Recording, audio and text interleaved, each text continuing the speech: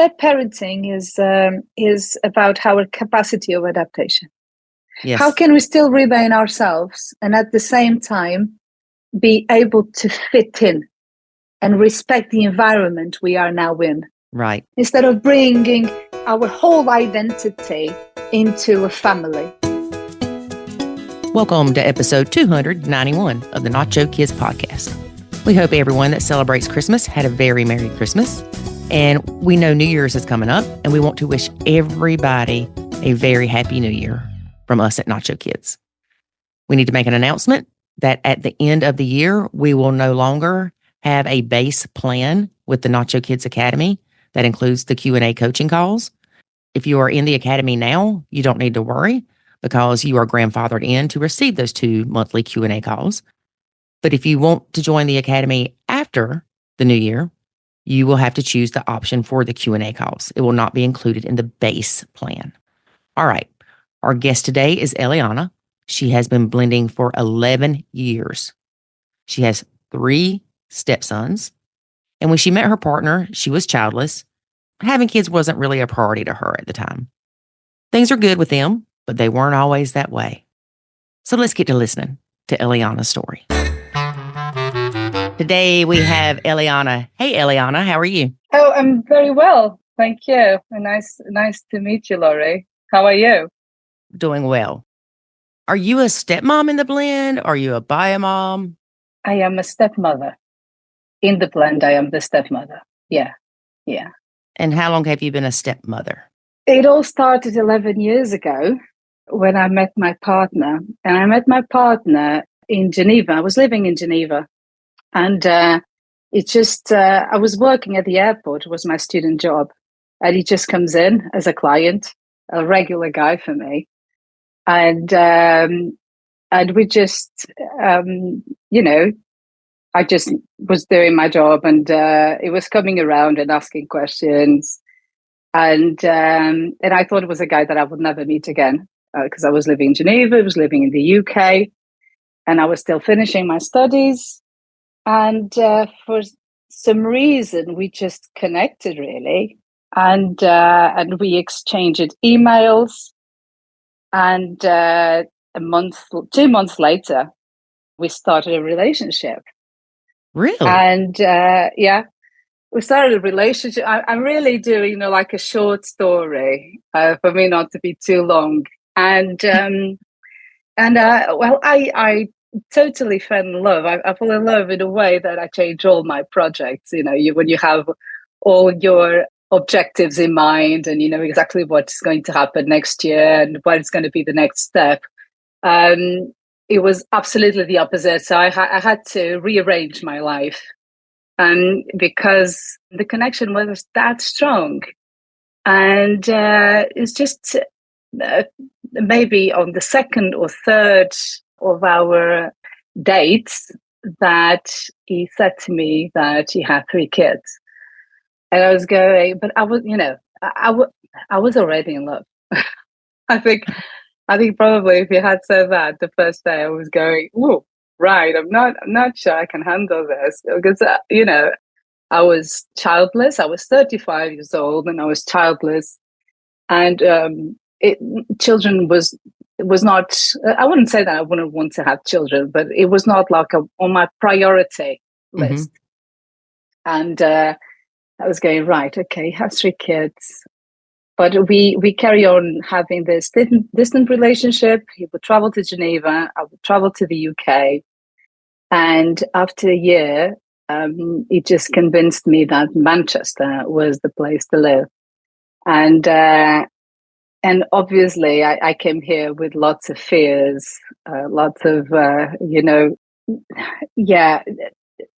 not knowing really. I think love is blind, and definitely is, because you kind of lose your rationality somehow. You just follow your heart, and you go, right, I know it's going to be difficult, but how can I not be with him?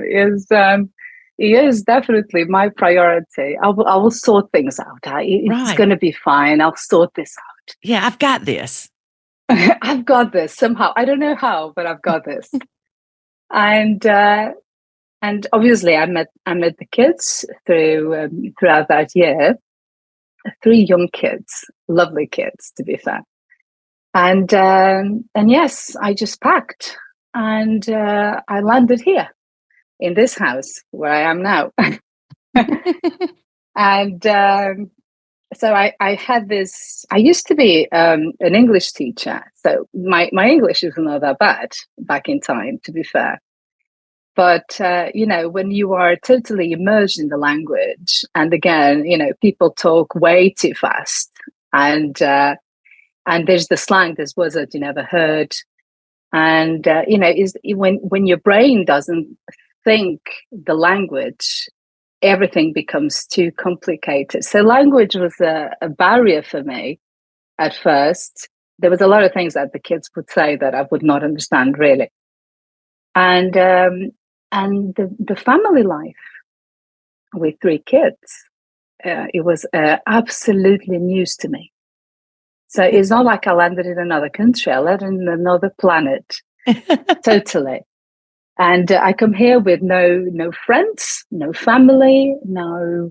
There was, everything was totally unfamiliar. The costumes, the culture. I used to eat at 8 p.m. They eat at 5 p.m. Everything was totally different. Right. So the first years of adaptation were hard, were very hard, and I think you can only do this if you feel supported, really. And sometimes people try to support you, but it's not the right support. Mm-hmm. So one of the things was it was trying to introduce me to all of the family and all of his friends. And so it would organize a lot of things for me to fit in, to have this feeling of belonging.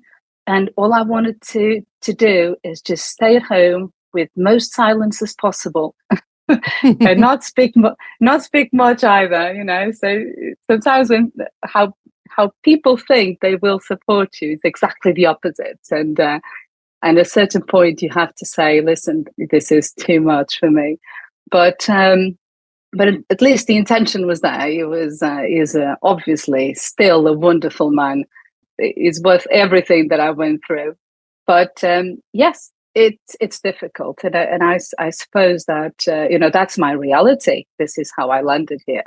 Right. But I think everyone has their own struggles, right?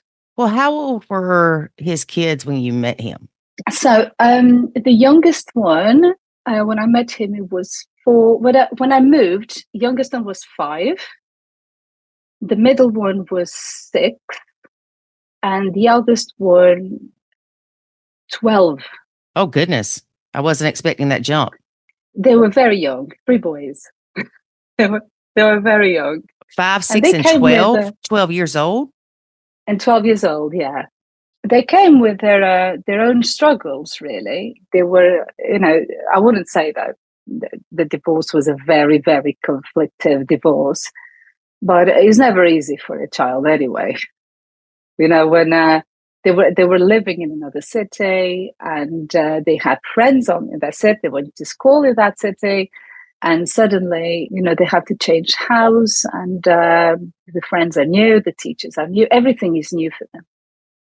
And so they came already with their own difficulties, right? But as when you come with your difficulties and you join other people with difficulties, it becomes complicated, right? Because everybody, and my partner as well, he was facing some worries as well, right? He needs to sort the schools, he needs to sort this and this and this and this. So we kind of all joined together, and which one of us needed to be seen and heard and supported, right? And we and I think this is where me and my partner really understand each other. We put priority on those who cannot defend themselves, and those who don't even understand the dynamic of this world. How did I land here? What is happening to me? And it's obviously the children. They Right. have a vision of the world that is very limited, and they need that support. So when you met the kids, were they staying with bio mom then? They were splitting custody in a very weird way. I didn't understand the dynamic in the first place. It was like 2 days and then another 3 days and another 2 days. Only later it was a week on, week off. But they were sharing custody already when I met them. Okay. So they were staying half of the time with mom and half of the time with dad. And is that what continued after you came here or came there, went there? Yes, yes. They just adjusted a little bit better because they would split the kids in the middle of the week, and then it's Wednesday, then it's Thursdays, and whatever. And they just decided that it's better from Monday to Monday. Yes, much Because easier. it was much easier to organize. But yes, they sorted already the plan and the schedule for the kids. Yes, And there's only one bio mom. there's only one. Yeah, Okay. there's only one biome. Yeah, Okay. absolutely. So the kids are now 16, 17, and 23? Absolutely. Good maths. Yes. Yes, they are. They are. We have a young adult. Is brilliant, to be fair, and we have two amazing teenagers. And I'm gonna say, because people are listening to me, and they were probably going, "Oh, look, just look at her. So lucky, right? They have amazing kids. I don't have that reality." Mm-hmm. But to put things into the right perspective here, I didn't always think that way, and this is how people in general can evolve, in their mindset. Because as I was saying, everybody was struggling in the beginning, and everybody needed to be supported, and it could be conflictive at times, and where I think the worst thing that, or the most complicated thing in adaptation, is to have a flexible mind.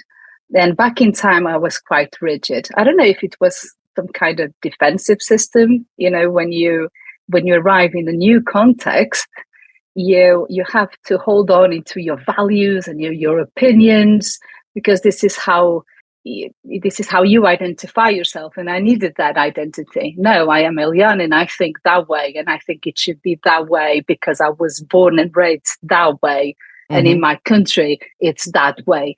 And I was holding on onto this identity of mine, and that was what was maybe slowing down my capacity of adaptation, because you have to let go of that. You have to let go on the reality that you have been living for years, well, for 35 years, and look at another reality. And the way I was looking at the family back in time was like, as many of us stepmothers and stepparents do, is looking at it like it's a nuclear family, because I Mm-hmm. didn't know what a step family is. I have a notion of what a family is, and it's a mom and a dad and the kids. I had a kind of a rigid upbringing, so kids should obey, and this. Oh, I know.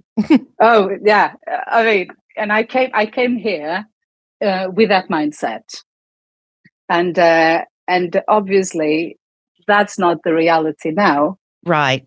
And I love that you bring that up because it's hard for me to convey that to people sometimes, that that's what the nacho method is.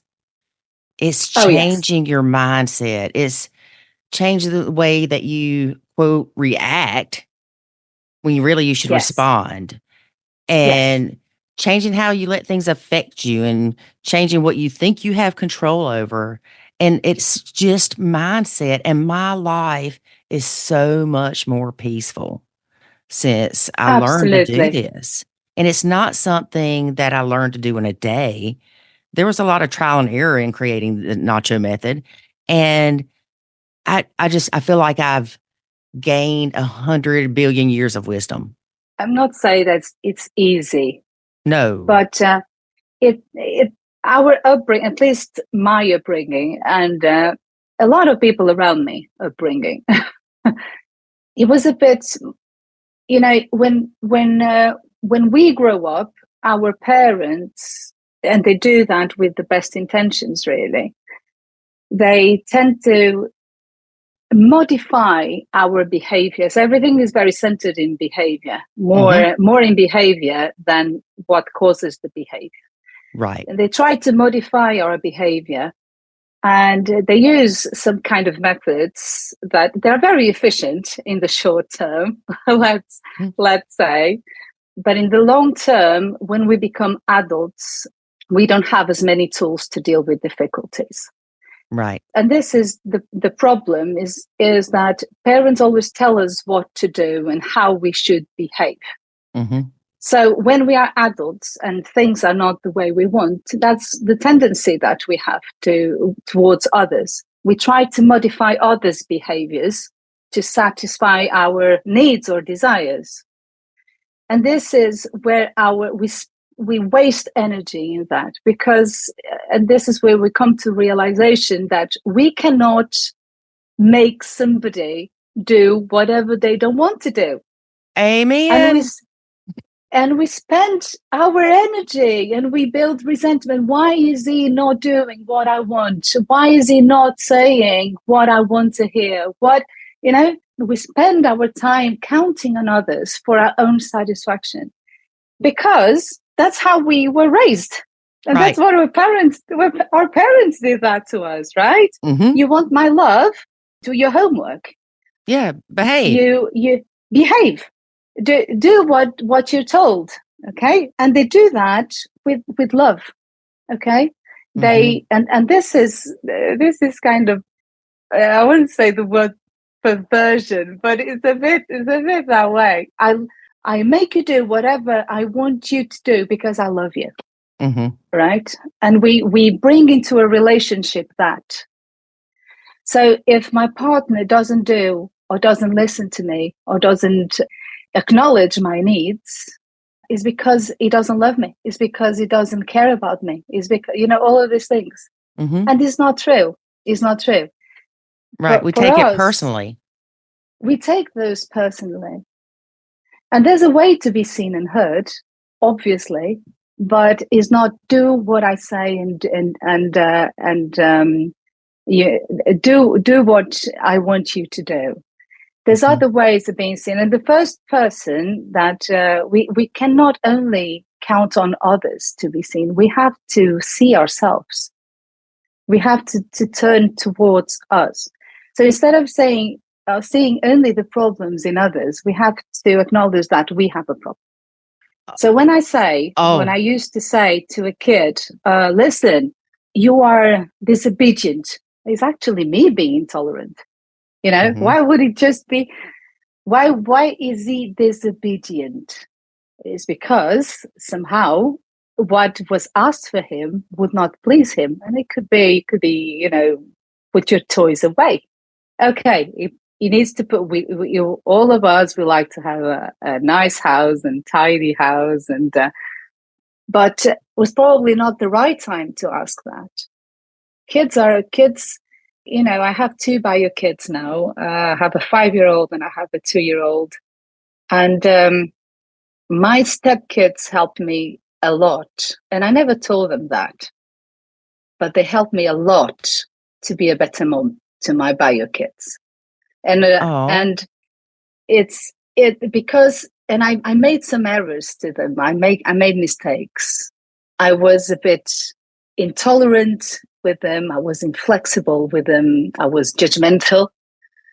I sometimes lacked of empathy.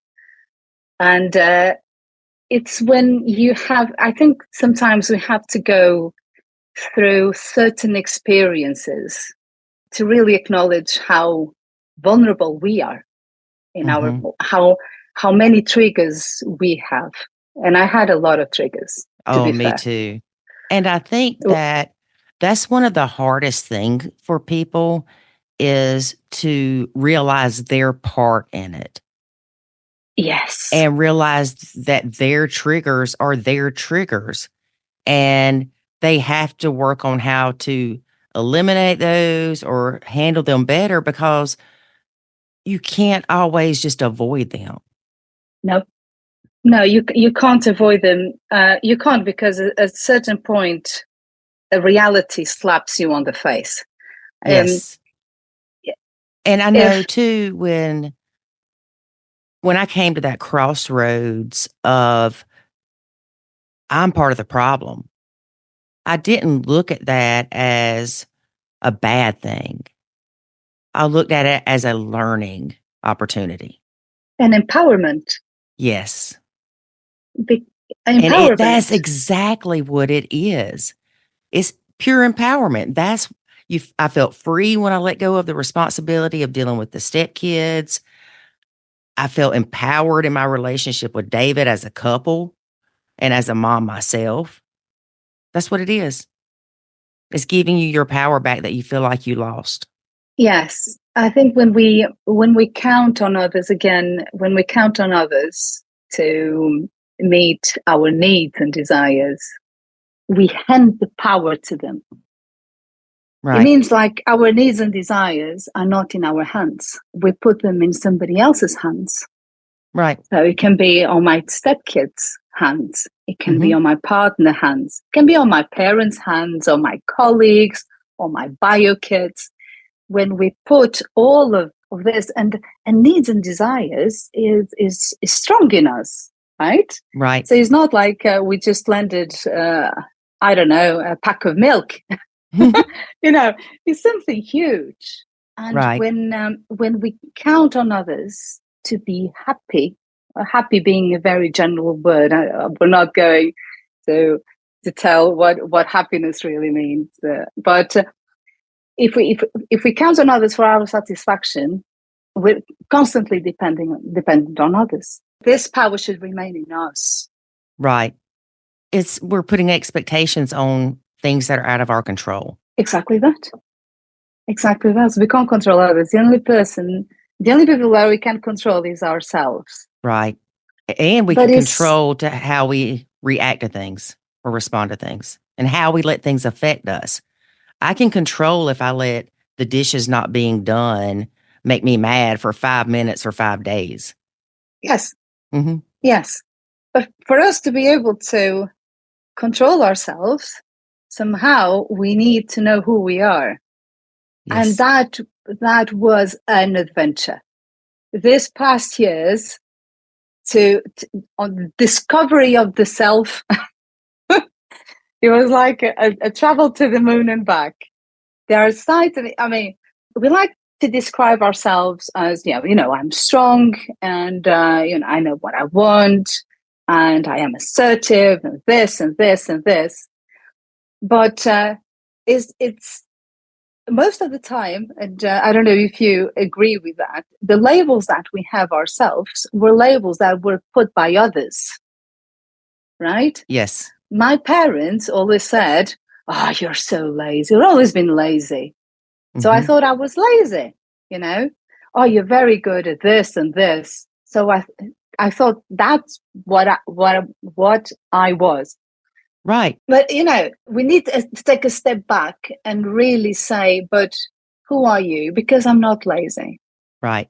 and because I'm not that weak. I'm not that vulnerable as you think I am. All these labels is people, and I have quite a few friends. I know we discuss a lot about these things, and they were saying, "Oh my God, I'm so stupid. I'm always stupid." And I go, "Who gave you that? Who gave you that label?" I say it all the you know, time. I'll do something. I'm like, you idiot. "Oh, you idiot!" Is always, but we acknowledge, and you'll find out that most of the labels that we take for granted, they were not given by ourselves. Somebody Mhm. else gave that to us, Right. because we are seen in the eyes of others always, right? Mm-hmm. It's the discovery of ourselves is to let go of all these labels and all these thoughts that are not mine. children should be obedient is not something I was not born with that opinion. Somebody gave that to me. Mm-hmm. Somebody passed that to me. Oh, they gave it to me too with a hickory stick. That's how they passed that to me. Exactly. Children, I don't know, should not talk when adults are talking. Who said that to me? Yeah, don't speak unless spoken to. Exactly. And we go, but at the end, who am I? And that was the best discovery that I'm still discovering is not finished. Who we really are. And that is a journey. That is a journey. Because most of the times we arrive in a family or in a couple or in a step family, and we come with all these messages that are part of us, but they're not ours. Mm-hmm. And when we create something, when we create this step family, it has to be created with the people who is around me and the reality that is around me. Right. And children should obey. Okay, but I'm not the mother. So who should they obey? Right? Right. Because if there's something that I did since the beginning is these kids have a mother and the father. They are both competent. If they're not competent, they will sort that out. That was my philosophy right in the beginning. Smart philosophy, ma'am. Quite a smart philosophy. It doesn't mean you don't build resentment, Laurie, Mm-hmm. because you see your partner educating, and somehow you don't agree with the education. Okay, but you know that you can't tell anything. But you don't agree, mm-hmm. right? And you feel like going, hey, can't you see that? Can't you see that this doesn't work? Can't you see that you're making things worse? Can't you see that they are rude? Mm-hmm. Can't you see that they are disrespectful? Yep. But there's not much you can say, right? Because my partner is quite defensive of his kids, as I am with mine. My God, you can touch everything except our kids. And that's a good parent, in my opinion. Absolutely. These kids don't have a voice. Yeah, kids have a very, very strong voice. It's the parent's voice, right? Mm-hmm. But I had this conflict inside me that they're not my kids, but I don't like their behavior. Right. Because they were kids and they were small and they were noisy. Mm-hmm. And messy. They were stinky. messy, and they were so bright. I mean, sometimes if I would say something, they knew exactly how to tease me. Mm-hmm. And I'm laughing now because this emotional distance for all of these years. But back in time, oh my God, you feel like killing them, really? How can they? Oh my goodness! And so even if you step aside and you stick to your role, it's we don't have that huge barrier not to be emotionally affected by it. And I so understand these stepmothers. They go, oh my God, when is the weekend? And they go to their father, or when is the weekend? They go to their mother. So you can have a little bit of a respite. Because everything takes up. To be fair, now 11 years after, if they go to their mother, I'm sad not to be with them. So this is how we evolved all these years. Yes. It was not like this in the beginning. I was not thrilled, to see them, because I know that my partner's attention was not focused on me. And, we would have, there was bedtime and that's the routine and they need this and this and this and this and this. So in the beginning, yes, if they would go to mom, I would have a little bit of peace and quiet, because you're not used to this. But now I miss them. Yes, it's crazy, isn't it? It is crazy. It is crazy. And this night, it's quite fun because talking about Nacho, So I had some things in the beginning that were nacho and other things that were probably not very nacho, to be fair. Yeah. That's how we and learn. and I just discovered nacho after 7 years of blending. And after 7 years, to be fair, I was calmer, I was more settled in. I think I got pregnant. Really, I got Mhm. pregnant with my first child, and language was not a barrier anymore. I had some friends around me, so it was a total different reality when I discovered nature. Yeah. And I was reading, through the website, the rules and everything, and I had like a eureka moment. Like, wow, if I would see this from the beginning, I think it would spare me a lot of headache. That's the thing. Yes. So I would not show because, I never cooked for my stepkids. I wouldn't drive them to school. I had no responsibility in terms of homework. Whatever I did was totally selfless, voluntary. Hmm. My partner never asked me to do anything. It was hands-on, it really. So that is nacho, really, right? You only do things that do not stress you. The only thing that I was doing, and I stopped doing because now they do it on their own, they're big, is laundry. Hmm. It's something that I never minded to do. I kind of like clothes and ironing, those type of things. So I took responsibility of that until, I don't know, maybe 3 years ago, they start doing themselves. Do they still live at home with you? Yes. So they still except the 23-year-old. He bought himself. He left home and then he came back. He was renting while he was studying. He's still studying and working. And he came here. Then we bought himself a house. Is the house is ready? I think he's going to leave beginning of next year, really. And the teenagers are still with us, obviously. Yeah, Are they still yeah. 50-50? They're still 50-50. Yeah. And I think they got used to that dynamic, really. Yeah. Although it's very flexible. Now they are teenagers. We're going abroad for we're going to Portugal because I am Portuguese. We're going to Portugal for Christmas, and they are spending Christmas with mom. So they're going to spend 2 weeks in a row with us because they're going to spend 2 weeks with mum. So, it's very flexible. It's not like rigid and has to be written down black on white on a paper. Right. It depends on their needs, really. Right. Now, how did your stepkids act when they found out you were pregnant? So the youngest one was 11. The middle one was 12. Very well. I was not expecting them to react badly. I think back then we were properly connected.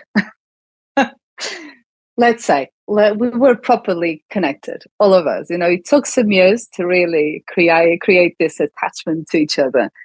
But yeah, no, we're fine. I think the at that point there was no fear of being left out or not loved or whatever. There, Right. no, no. I think it was probably established that they have a place, and then I could have 20 kids, and that they would not lose their place. So they were happy. They were very happy, actually. The youngest one just spread the news at school. Because I went to get him one day, and everybody knew that I was pregnant, and he was showing my belly to everybody. It was seriously. Um, so so yeah, no, it was very good. It was very good, very That, good. And my bio kids arrived, and he grew up, my first one, and by the year of 1 or 2 years old, he was starting, slapping and biting, things that kids do. yeah. and uh, and I remember because the youngest of my stepkids was still it was like I don't know, 12 years old, and I was saying to my kid, don't bite your brother. And Right. I was saying to my stepkid, defend yourself. You tell me if he's annoying to you, I will defend you.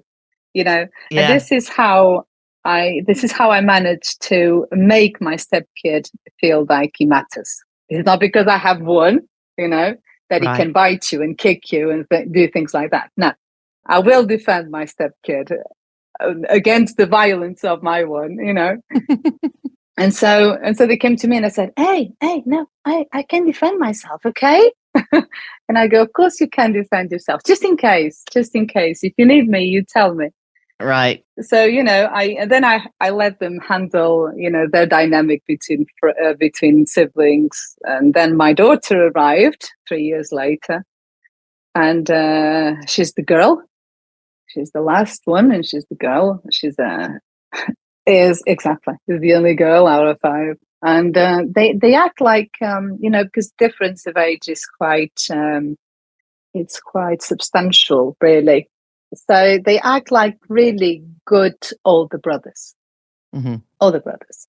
There's no us and them at all. It's all part of the same clan, and this is where we think that everything went okay at the end. Mm-hmm. Yeah. Yes. But not saying there still won't be hurdles, because No. as we know, that is life. If I think, again, is a journey, isn't it? Mm-hmm. If any problem, and this is the feeling that I have now, if any problem arise, is the sensation that you will sort it out. Yes. You're not counting on anybody to sort it out. I'll Right. find a way to sort things out. Yeah, and it's not debilitating. No, this is that feeling of empowerment. If Yes. that feeling of I have ownership of my actions, of my thoughts, of my emotions. I am Mm-hmm. so responsible for all of this. And Yes. if people do not respond to your expectations, you have to do something. It's not up to other people to do something. Right. Forget that. If you have OCD, you can't expect everybody else to have it. So you have to Yes. figure out how to deal with that. Yes, absolutely. We are way more powerful within ourselves than we think. Yes. And again, we have to rethink when we face a lot of difficulties. And because at that time I was really facing a lot. it was a lot at the same time. It was so much that I have the feeling of losing identity. This is how bad it was. I didn't know Right. who I was. Everything was so different in any level that I didn't know who I was anymore. I was lost. Well, I can't imagine how you felt, because I only moved 45 minutes away, but I felt like Okay. I had left everybody. Yeah. But Yeah. you did. You didn't know a Yeah. I left. soul. I didn't know anybody. I didn't. I was not comfortable with the language. The culture was totally different. Mm-hmm. Totally different. Even the, I, I can't even name the food. Pubs. We don't have pubs where I come from. The fish and chips. So comparing to us Portuguese, the English are over polite.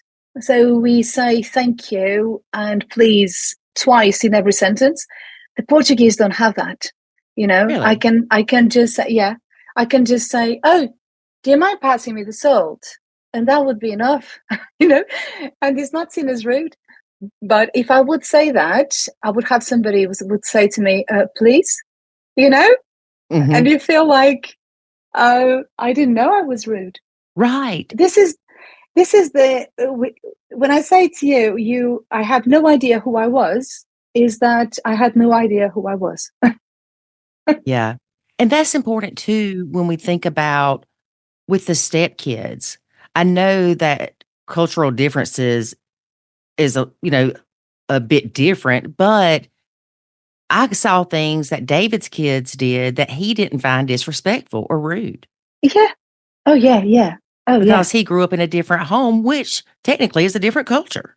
And the Portuguese are quite direct, but it's not seen as rude. We're just I must be direct. Portuguese. My You should go to emails are Portugal. It's amazing. are like, hey, please see attached. And I remember a boss I had made me start sending emails to the salesman saying, hey, I hope you're having a good day. How's the Yeah. wife, the kids? I wasted so much time trying to blow smoke, is what I call it. Oh, absolutely. I remember, I think it was a plumber or an electrician, well, tradesman. He came into our house and and I obviously I opened the door and say, okay, thank you. And the first thing, is we have a problem with I don't know, the sink. I can't remember what it was. We have a problem with the sink. And then my partner goes, oh yeah, she's quite straightforward, isn't she? By the way, would you like a tea? And I was going, well, he's a plumber. Do we offer tea to the plumber? In Portugal or in Switzerland, where I was living, we don't offer the tea, you know? Right. We open the door and we say, I have a leak problem here. And that's it. And it's not seen as rude. And that's Right. the thing. So this is the cultural adaptation where at a certain point I was afraid to open the door because I could be clumsy or I could say something that I shouldn't or do Right. something that I couldn't. And this is you lose identity. You are afraid to be yourself and you don't know who you are anymore. Yeah. And it was the first years were very demanding for me. Mm-hmm. Were very, very demanding. And so when you have all of this, but you're living with people who need support as well for other reasons, right? For a divorce or they have to change school. And, we all gathered together with our own needs. Mm-hmm. But I think was that lack of identity who somehow made me question who I really was. I think probably, I don't think we need to go to that point to really question who we are. But for me, it was like a confrontation. Who am I? Right. And I really have to ask that question. Who am I? Are you rude, Eliana? You're not rude. So how are you going to tell people that you're not rude? Well, you have to adapt. You have to adapt and still be who you are. Mm-hmm. You still have. I'm very spontaneous because the Portuguese are spontaneous. Generally, as a culture, as people, we're very spontaneous. I can go. If I see somebody who is struggling with shopping bags, you go, "Hey, how are you doing? Just let me hold that for you." Right. Like he's my neighbor, and I know him for 20 years. So we're very spontaneous. And I was losing my spontaneity because I was afraid of being rude to somebody. Right. And but I like that spontaneity. So is really, are you rude? No. Are you spontaneous? Yes. So how can you adapt? How can you still be spontaneous and not be seen as rude? And that is really difficult is the capacity of adaptation is the biggest struggle in ourselves. But if we are capable of adapting to this situation, we are capable of adapting to anything except death. Sorry. Not our death, but death of others. I was thinking like a nuclear bomb. The only thing left is going to be stepmoms. But step parenting is about our capacity of adaptation. Yes. How can we still remain ourselves and at the same time be able to fit in and respect the environment we are now in? Right. Instead of bringing our whole identity into a family. This is how I am. This is how I always been. This is how I think. This is how I act. And independently of the situations, nuclear or a step family is the same. This is wrong. because the situations are different. Step parenting is not the same as parenting at all. At So all. he demands our flexibility of mind, and we need to Yes. be flexible. Yes, 100%. Well, thank you so much for being a guest on our podcast. And I hope I did speak slow enough for you when I did speak, but You your English did. is great. It's way better. I would have speak that way 11 years ago. But yeah, no, it's way better. I feel more comfortable in speaking. But yeah, now with time. Yes, with time. And that's what it's all about. It takes time. It takes time to build these relationships. It takes It time to yeah, find who you are. yeah. Yeah. It takes times to build relationships with the kids, right? Mhm. They don't see you. They don't see you as a mother Right. at all, and you are totally unnecessary for them in the Yeah. beginning. One of If my you stepsons says that I am an extension of his dad. And I like that. but that's but yeah, I like that. I Yep. think it's quite positive, an extension of the dad. I mean, you're part of the dad. So yeah, there's some entity in there already. That's Um, what it is. We've always talked about finding a different word for stepmom or stepdad or yeah, stepparent because of the parent and mom and dad. We're just going to be an extension of. the extension.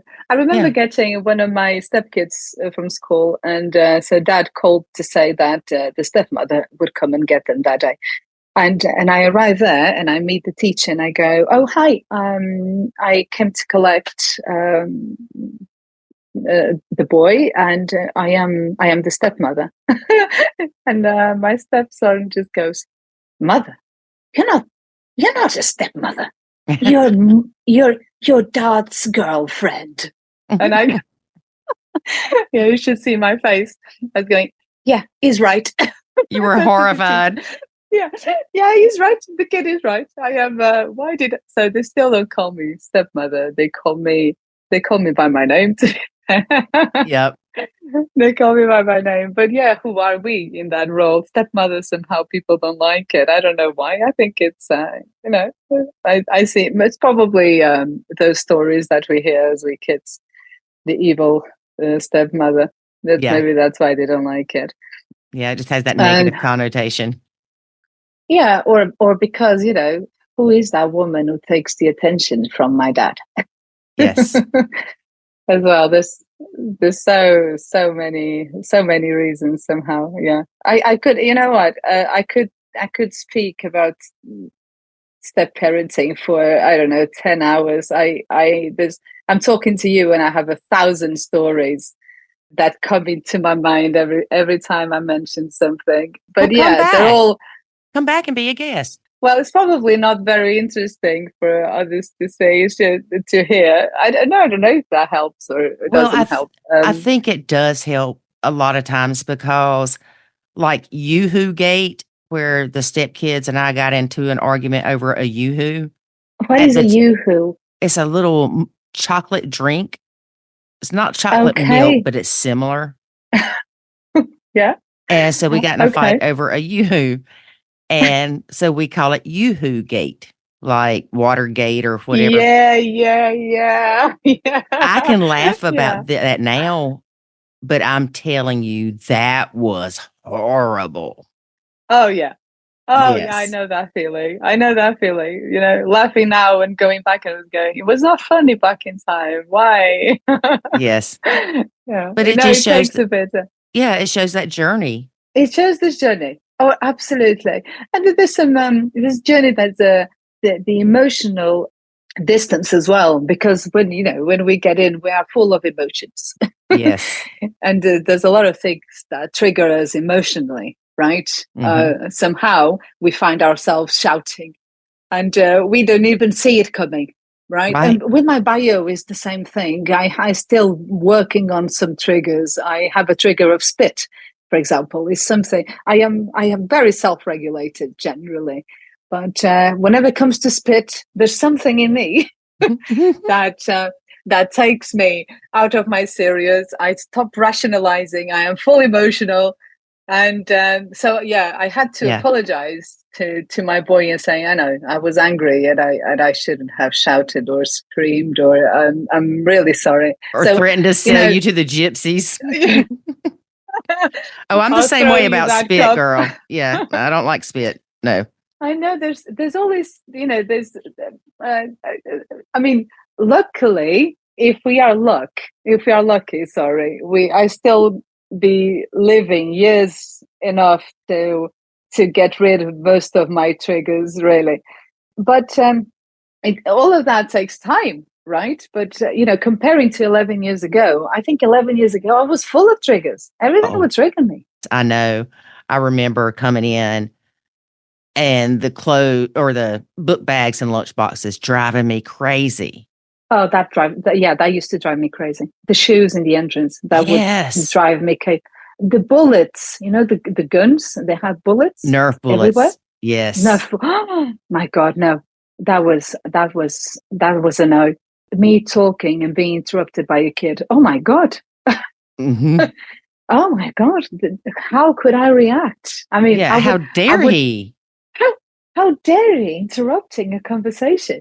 Oh, so many. Oh my God. Uh-huh. Oh, I had so many triggers. And, Yes. uh, and, and now if my any of the kids or if my bio kids interrupts me, I just pay 2 seconds of attention to see if there's anything that is vital, like, oh, mom, the house is on fire. And if it's not, I will just, you gently go, just give me a second. I'll go back to you. But back in time, I didn't have that calm, Right. you know? Everything was like the house was on fire. Yep. I So, know one time we told Jack, well, it's David's niece. She would always come up and talk when adults were talking. So her mom was working with her on how to respect, when people are talking. yeah. So she told her, unless it was an emergency, don't interrupt. So we're standing there and we're talking, and I noticed that she's standing there, and it was a good minute, it seemed like anyway.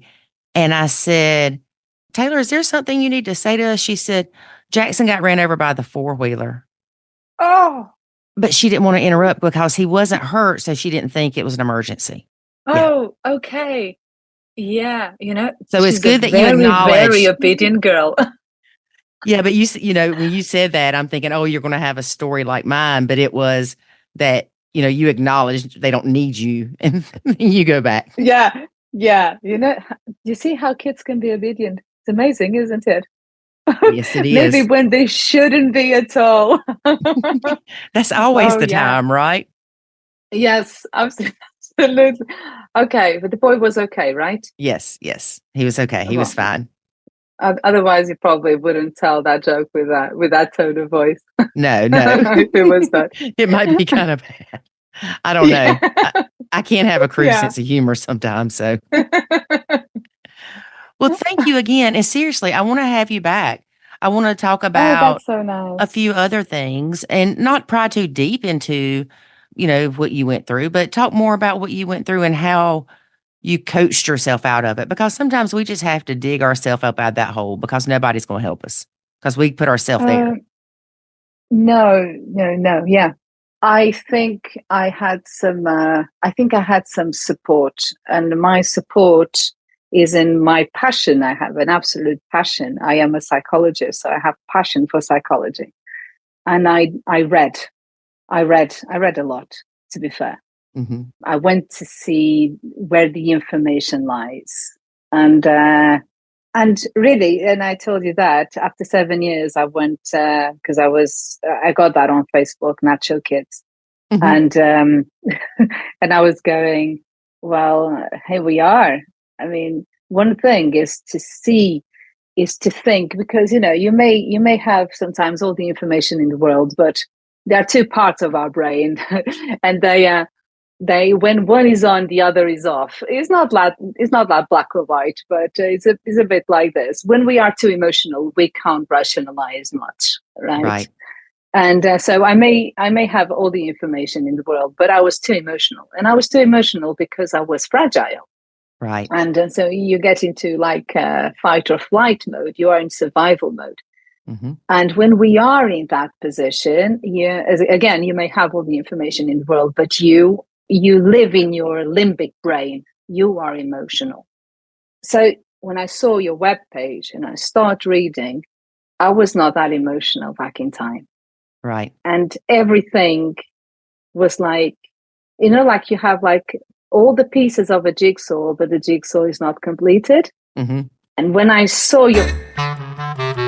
It was great having Eliana as a guest. I'm excited to have her back sometime soon. She was just great to talk to. And yes, the accent, I loved it. Y'all know me and the accents.